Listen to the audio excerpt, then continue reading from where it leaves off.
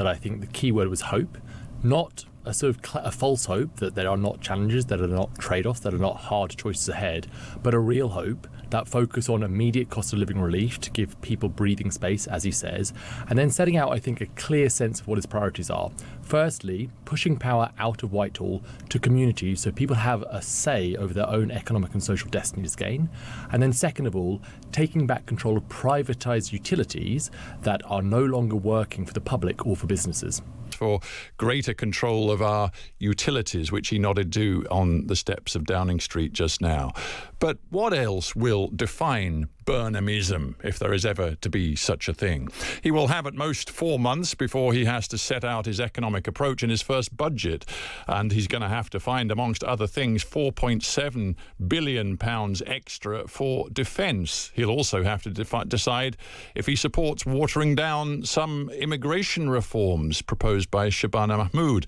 And what approach is he going to take to foreign affairs? All of these massive challenges. Let's get into some of it now with Mathew Lawrence, the founder and director of the economic think tank Commonwealth, co-author of the book Owning the Future, a policy strategist known for advising Andy Burnham and helping shape his Manchesterism economic agenda.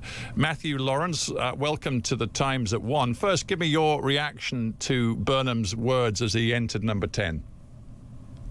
I think it was a really powerful speech that I think the key word was hope, not a sort of a false hope that there are not challenges, that are not trade-offs, that are not hard choices ahead, but a real hope that focus on immediate cost of living relief to give people breathing space, as he says, and then setting out, I think, a clear sense of what his priorities are. Firstly, pushing power out of Whitehall to communities so people have a say over their own economic and social destinies again. And then second of all, taking back control of privatised utilities that are no longer working for the public or for businesses.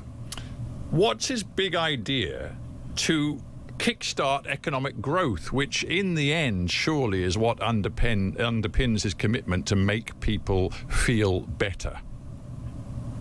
So I think you can begin to see the outlines, and we'll see more of the details tomorrow. But first of all, it's about putting money back in people's pockets, giving people that breathing space so they can spend money on the high street so that businesses have confidence to invest. Now, that has to be done within the fiscal rules, as he said. So there are going to be some choices that will be sort of set out tomorrow. But I think the first step is putting more money back in people's pockets, ending this relentless squeeze people are facing. But then we need sort of bigger structural reform. So one of the things that's really noticeable and a problem for Britain is how far decisions are centralised in Whitehall, in central London, whereas in continental Europe, in North America, in other richer, more dynamic economies across the world, those type of decisions around transport, around housing, around skills are taken by people much closer to the ground, much more accountable to people who are affected by it. So I think the first sort of next step after we have that cost of living relief package is a plan to devolve economic power and decision making to incentivise regions, cities, towns to get on, to grow, to be more dynamic. And then the second thing is what he mentioned about privatised economic power. So this sense that when it comes to the transport sector, when it comes to the water utilities, when it comes to the energy sector, the public and indeed businesses know that something isn't quite right. We're facing some of the highest bills in the world, often for not very good services. And so it's about how do we get that investment up? How do we get that investment at a cost-effective level and with the long-termism needed to fix our infrastructure? Right. I was very struck that he chose today to repeat things he'd said to a Labour Party audience at the end of last week about 40 years of failed neoliberalism, about how political power was now too centralised, economic power had been privatised, and the pledge appeared to be, the implicit pledge appeared to be, that there will be a lot of radical thinking about overhauling the economy in a, let's face it, socialist direction, including nationalisations. Do you think that really is a recipe for economic growth? So countries which have core utilities and monopolies in public hands across Europe and across North America are richer, more equal and more dynamic than our own. So I think it is a tool, it is not a totem, we shouldn't be ideological about this, but I think a honest appraisal of our privatised utilities working effectively for businesses, for communities and for households. I think the honest assessment there is they're not working, and so we do need root and branch reform. And then the second thing is, as I've mentioned, that centralisation of political power. There there's very good evidence now, very good non-partisan evidence, that the extent to which Britain is an outlier in how far power and decision-making is centralised in Whitehall is bad for the economy as a whole, bad for communities, and bad for the dynamism of regions and places, is very well established. So giving people the tools, but also the incentives to encourage investment, to encourage growth, to encourage dynamism, is one of the key things we need to do. And that is part of a 40-year settlement. Over the last 40 years, power has been centralised in Whitehall. And so that is key to unlocking Britain's potential. Right. Power isn't just in Whitehall, it's also in things like the bond markets. You know, a while ago he used to say he wouldn't be in hock to the bond markets. Now he's very explicit in saying he's going to stick to Rachel Reeves's fiscal rules. So I'm just wondering, how much wiggle room has he really got for some of the more radical things that you say are key to his agenda?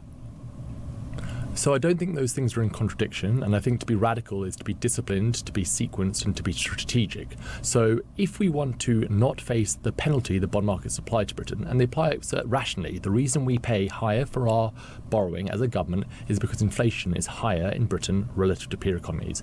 The way to tackle that is structural reform, getting more investment into the system, clearing barriers to investment, clearing barriers to new development, and also bringing back the type of public control that is common in societies which have lower inflation and lowering borrowing costs. So you absolutely have to have discipline, you absolutely have to have a plan, but I think those are that's why it's linked. To not be under pressure from the bond markets, we have to respect them, but also then recognise why are we paying a premium for debt in Britain? It's because of that inflation premium, and therefore getting a real plan to address the scarcities and the barriers to addressing inflation, whether that's housing costs, energy costs, transport costs. Final point, Mathew, and briefly if you can.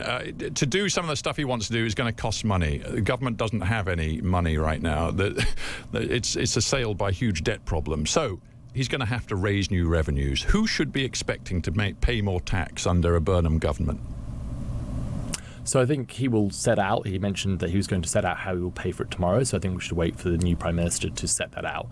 But I think the key thing is there is also a cost to inaction. So if we don't grapple with these problems, if we don't actually invest in our core infrastructure, in our sovereign capacity as a country, we will continue to pay the price. And we've been doing that for quite a long time now. And so this is the chance to reset, to say, actually, we're going to tackle those problems. We will have to pay for it, but we'll do that fairly and do it for the long term and with a plan that everyone knows they can have that hope again, have that sense that actually hard work will be rewarded again, that they can have public services they can rely on, and they have a community and a sense of an economy and a country whose better days lie ahead of it. Mathew Lawrence, founder and director of the think tank Commonwealth, thank you very much indeed for joining us on The Times at One. And coming up, what does the public make of Andy Burnham? We're going to ask Keir Starmer's former strategy director, who's just done a new survey of Labour Party and other people's feelings about our new Prime Minister. That